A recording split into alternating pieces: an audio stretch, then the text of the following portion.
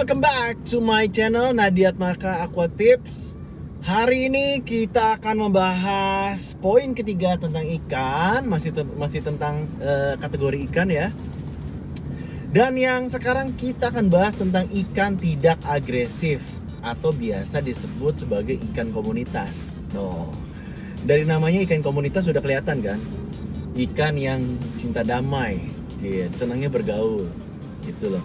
Nah, apa aja sih sebenarnya syarat-syarat untuk bisa menjadi ikan komunitas atau syarat-syarat bisa masuk ke dalam kategori ikan komunitas?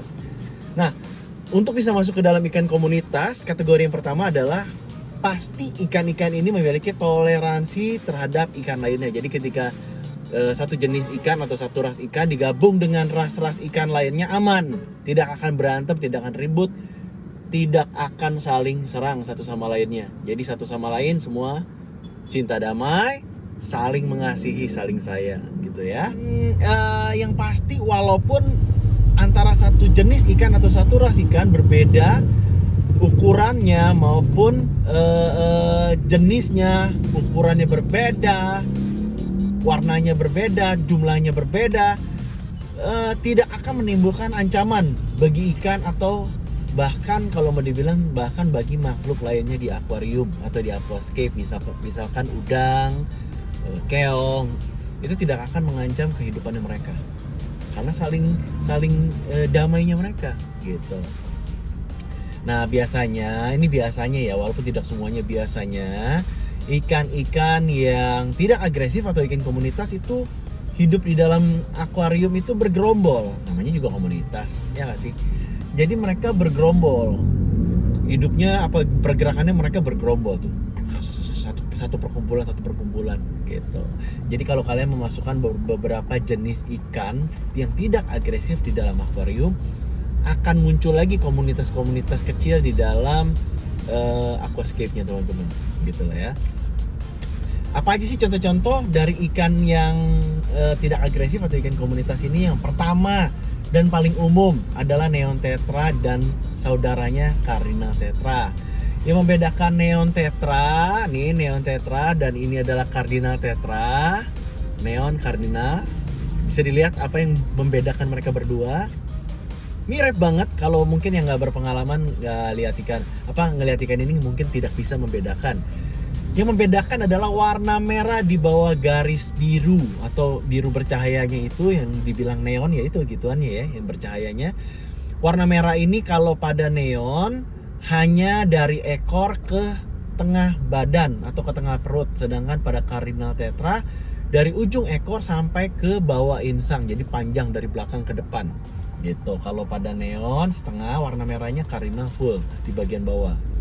Dan yang perlu diperhatikan pada pemeliharaan neon ataupun cardinal tetra adalah kebersihan akuarium dan hindarilah overpopulasi. Sebenarnya kebersihan akuarium maupun overpopulasi sebenarnya semua sih ya, mau jenis ikan apapun, tapi mereka si neon dan cardinal lebih sensitif untuk hal ini gitu loh kira-kira. Yang kedua, platy. Nih, platy. Nah, ini adalah platy, ini ikan yang lucu, warnanya orange seperti ini, cantik sekali, perutnya rada-rada gendut gitu ya. Tapi kalau kita ngomongin gendut ke ikan, kita nggak jadi body shaming kan? Ya nggak sih? Ikan, masa body shaming juga sih? Nah, ini adalah ikan kawanan. Jadi kawanan yang lucu, berorange, tapi kalau teman-teman memelihara ikan platy tidak dalam komunitas atau tidak dalam kawanannya si platy sendiri juga aman. Jadi dia tidak terlalu baper. Kalau ikan yang lain mungkin rada-rada baper ya, jadi ciut gitu mentalnya. Aduh, gue sendirian atau gue berdua doang, yang lain lebih banyak gitu. Kalau platy enggak, gue sendiri berdua bertiga oke, nggak masalah gitu. Nah, platy lumayan bandel ikannya, maksudnya bandel tuh lumayan kuat ya dalam menghadapi beberapa atau berbagai jenis ikan lainnya maupun juga terhadap pH air gitu. Yang ketiga, ini sebenarnya ikan favorit gue di aquascape ini, memulainya dari ikan gapi. Ikan gapi itu cantik-cantik guys, ya nggak sih? Wah, yang warna merah, yang warna hitam, yang warna biru, wah gile, bener-bener yang warnanya loreng-loreng batik. Jenis gapi ada yang ekornya lebar banget, ada yang enggak. Gapi itu cantik banget, malah bahkan gapi itu bisa, gua lupa ya, dulu sering pelajari tapi sekarang lupa. Gapi itu bahkan katanya bisa sampai ratusan macam jenis gapi. Wah, gila nggak? Gue senang banget sama gapi, cantik banget, gitu ya. Tapi agak sulit memelihara gapi, karena yang perlu diperhatikan dari memelihara gapi adalah pastikan gapi nggak stres. Nah itu yang ribet. Gapi gampang stres. Jadi kalau gapinya stres, gampang sakit. Dia kuat terhadap pH air, teman-teman. Paham ya? Jadi gapi itu kuat terhadap situasi air, pH air. Jadi teman-teman melihara gapi, airnya nggak perlu diganti-ganti, dia kuat banget, strong banget terhadap itu. Nggak perlu pakai aerator, bisa, nggak perlu pakai filter, cukup kuat untuk itu. Tapi sepertinya tidak begitu kuat atau tidak begitu cocok dipelihara di dalam aquascape sebenarnya. Karena kan kita bakal sering ngubek-ngubek air tuh di aquascape, ya nggak sih? Terutama pada water changing seminggu sekali atau 2 minggu sekali. Lalu trimming. Nah pada proses-proses ini gapi bisa stres. Begitu dia stres, dia akan terkena penyakit. Penyakit yang paling rawan adalah kuncup atau juga fin rot. Fin rot itu yang grepes, ada bercak merah kayak darah di grepesan, robek-robeknya si ekornya si gapi, dan menular. Satu gapi kena, satu tank bisa habis. Walaupun jenis gapinya berbeda. Oke, cantik, tangguh, kuat, tapi gampang stres. Yang keempat namanya Danio. Tara. Nah, ini adalah Danio zebra. Danio zebra yang paling booming atau yang paling hits belakangan ini adalah Danio zebra yang glowfish. Ada lagi ikan glowfish, tapi juga Danio zebra ada yang kategori glow. Warnanya cantik-cantik, ada yang hijau terang, hijau rada gelap, lalu ada pink, ada biru, ada warna apa lagi ya, purple gitu ya. Nah, ikan-ikan ini semua jenis atau rasnya Danio, bukan cuma zebra. Rasnya Danio itu ikan badak, ikan yang hidupnya berkomunitas, berkelompok, tapi gerakannya rada tidak beraturan. Nah, ikan-ikan Danio, ikan-ikan yang rada nakal, tidak agresif juga tidak semi agresif, rada nakal karena suka iseng gitu, ngejar-ngejar ikan lain, tapi nggak nyerang ya, nggak nge-tag dan nggak bikin ikan lain sampai lemes, enggak. Cuma kayak di film India lah ya, lari-lari kejar-kejaran sana sini, tapi nggak sampai melukai gitu. Danio cantik-cantik, teman-teman bisa pakai rasnya Danio, terutama Danio zebra yang glow. Bisa memilih berbagai jenis warna. Tapi sepanjang pengalaman saya memilih atau memelihara Danio, ras terkuatnya Danio adalah di warna hijau yang rada gelap gitu loh. Nggak tahu ya apakah kebetulan aja, tapi dari semua ras itu yang terkuat gitu. Yang kelima namanya ikan moli. Nah, ikan moli sama seperti ikan gapi, dia kuat, sama juga seperti mirip-mirip seperti ikan pleti, tidak perlu aerator juga dia kuat, cukup strong sebagai jenis ikan dan cukup cantik gitu. Teman-teman bisa pelihara ikan moli bersama dengan kelompok-kelompok moli lainnya, aman kok. Yang berikutnya ikan Corydoras panda. Ikan Corydoras ini adalah ikan jenis pembersih, sejenis atau bukan sejenis lah ya. Dia adalah ikan kategori ikan yang hidupnya di dasar. Jadi dia nggak akan makan makanan, teman-teman kasih pelet di atas, dia nggak akan makan pelet yang mengambang. Kalau peletnya jatuh ke dasar, nah tugasnya dia makanin itu, termasuk juga makanin lumut, makanin kotoran-kotoran lainnya yang ada di dasar akuarium. Masuk kategori ikan tukang bersih-bersih. Jadi tukang bersih-bersihnya akuarium bukan cuma ikan sapu-sapu ya. Mungkin teman-teman yang nggak pengalaman, semua ikan tukang bersih-bersih di akuarium pasti dibilangnya ikan sapu-sapu, karena taunya itu doang gitu. Padahal banyak banget jenisnya ikan di dalam akuarium yang tugasnya bersih-bersih. Termasuk keong turbo, keong tanduk itu juga tugasnya bersih-bersih, walaupun ini bukan ikan ya gitu. Ini Corydoras panda. Kenapa dibilang Corydoras panda? Karena matanya hitam, ada hitamnya seperti panda. Ikan ini juga ikan yang aman, bila digabungin dengan ikan-ikan lainnya.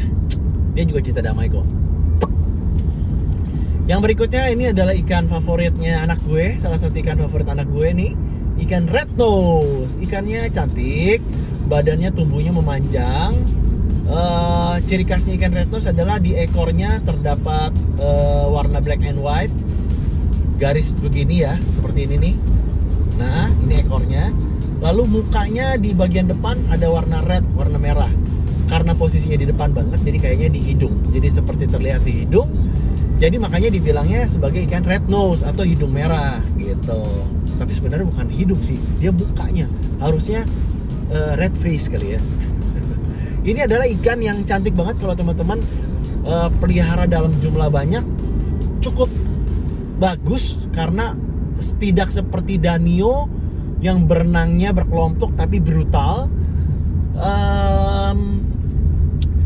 Ikan red nose ini berenang lebih cepat daripada ikan tetra, neon tetra maupun cardinal, tapi bergerak.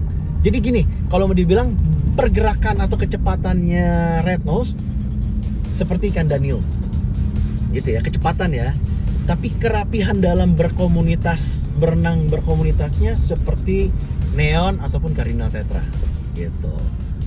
Ini cantik banget. Gua melihara di tank gua kan nggak terlalu gede ya. Di dalam satu akuarium nggak gede. Tadinya ada 4 kalau nggak salah, apa 5 gitu. Sekarang sisa 2. Udahlah cukup ya. Yang satu lumayan gede jadinya. Mungkin dia sekitar 3,5 cm kalau nggak salah panjang maksimalnya. Jadi yang satu kayaknya sudah mencapai panjang maksimalnya. Kalau dilihat-lihat kayak ikan teri jadinya. Oke. Jadi itu aja, ini adalah 1, 2, 3, 4, 5, 6, 7 jenis ikan. Masih banyak lagi ikannya, cuman ya nantilah kita bahas lagi ya yang lain ya. Ini adalah 7 jenis ikan yang cinta damai, tidak agresif, cantik, ikan berkomunitas paling aman yang bisa digabungin di dalam satu tank. Oke? Pesan-pesan dari gue, catatan adalah selalu perhatikan parameter air. Artinya harus perhatikan amonia, jangan sampai amonia membludak. Semakin banyak ikan di dalam tank atau semakin full jumlah ikan di dalam akuarium nih teman-teman, artinya semakin memungkinkan amonia berkembang biak dan artinya akan membunuh ikan itu sendiri. Jika teman-teman memiliki tanaman juga akan menghancurkan si tanaman menjadi melting, menjadi busuk ya.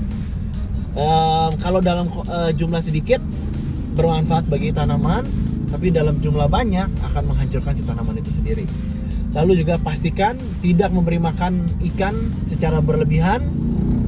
Teman-teman perhatiin sendiri bagaimana cara memberi makan ikan atau seberapa banyak memberi makan ikan. Nanti lama-lama kita tahu sendiri gitu loh ya. Yang pasti jangan sampai kesedikitan juga. Nanti teman-teman bisa lihat ikan-ikan yang kurus. Nanti saya tampilin ya beberapa. Kita bahas ya ikan-ikan yang kurus. Kenapa aja sih? Kenapa sih penyebab ikan jadi kurus? Nanti kita bahas itu. Bisa mati juga akhirnya, kebanyakan mati karena menyebabkan amonia, si sisa-sisa makanan mengendap di bawah substrat dan tidak terbersihkan dengan baik, maka akan menjadi amonia. Balik lagi, amonia akan membunuh si ikan itu sendiri gitu. Kesedikitan juga membunuh ikan karena ikannya kelaparan dan lemes, jadinya mati. Apapun yang terlalu berlebihan akan mengganggu kestabilan gitu. Oke, sekian dari saya. Ini adalah ikan-ikan yang tidak agresif dan bisa digabungkan satu sama lain. Salam dari Nadiat Maka. Nadiat Maka Aqua Tips. Tongkrongin terus, share ini ke teman-teman kalian supaya jangan salah dalam memulai atau memilih ikan-ikan atau memulai aquascape. Ciao.